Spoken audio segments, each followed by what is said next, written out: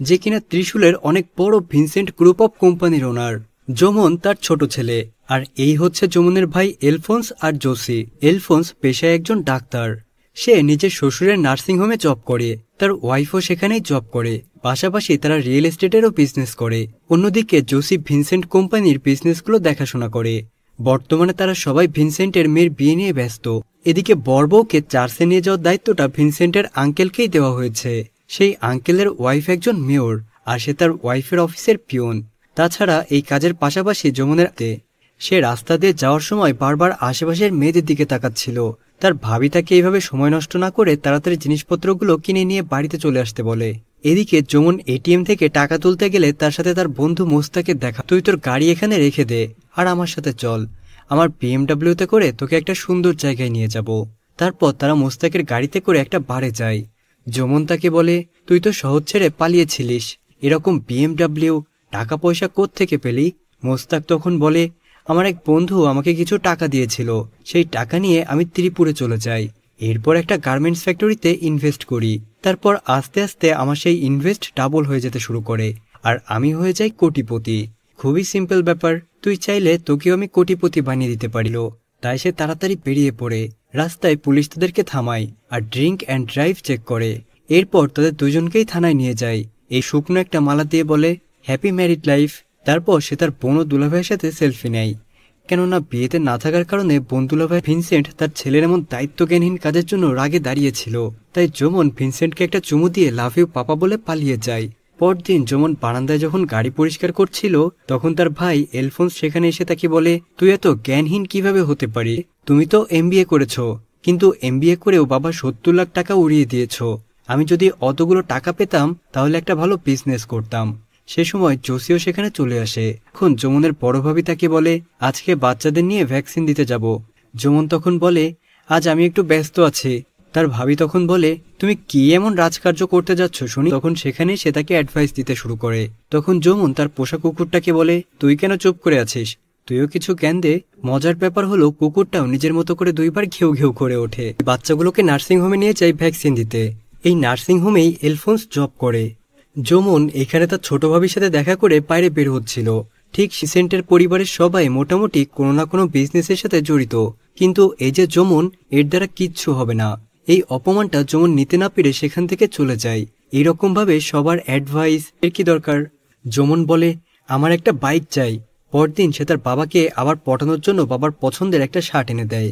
অবশেষে ভিনসেন্ট গলে যায়, কিন্তু ভিনসেন্ট তাকে শর্ত দেয় কখনো যেন হেলমেট, আর বলতে থাকে, এত এক্সপেন্সিভ বাইক কেনার কি দরকার ছিল?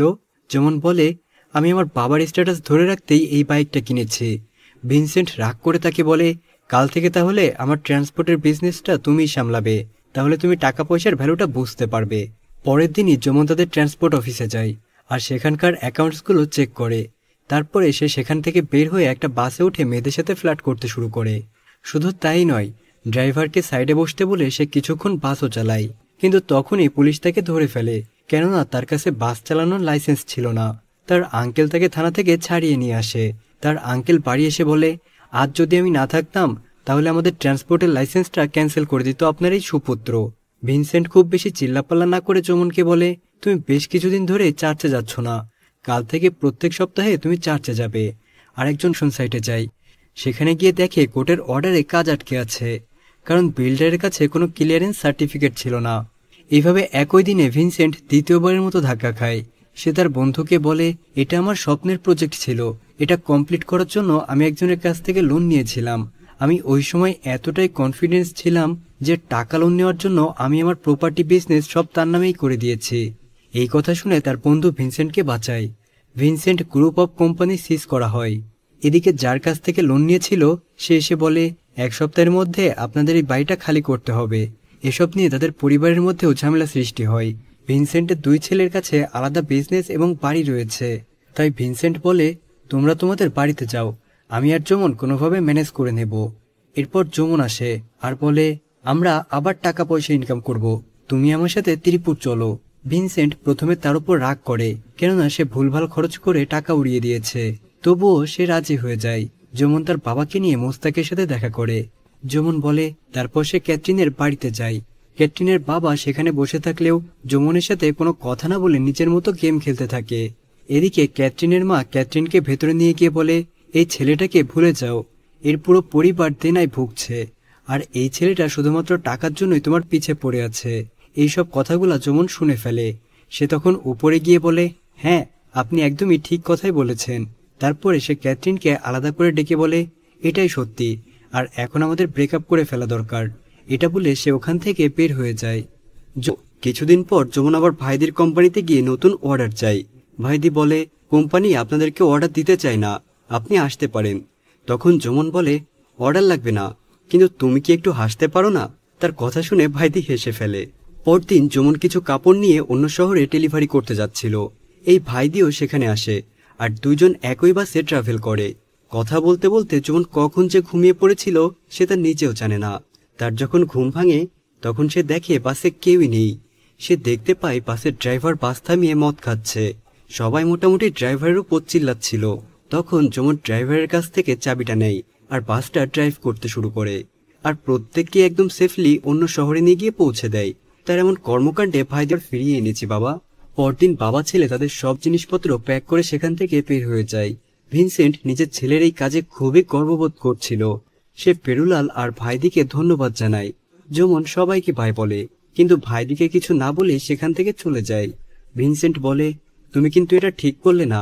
সেই মেয়েটা সেখানে দাঁড়িয়েছিল, কিন্তু তুমি তার সাথে একটাও কথা বললে না।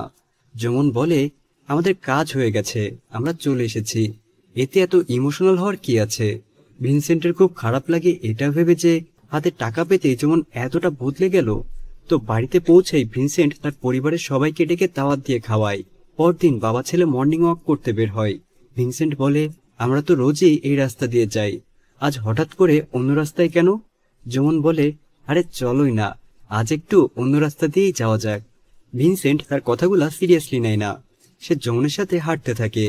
তখন সেখানকার একটা বাড়ির গেট খুলে সেখানে পেরুলাল আর ভাইদি দাঁড়িয়ে ভিনসেন্টকে গুড মর্নিং জানায়।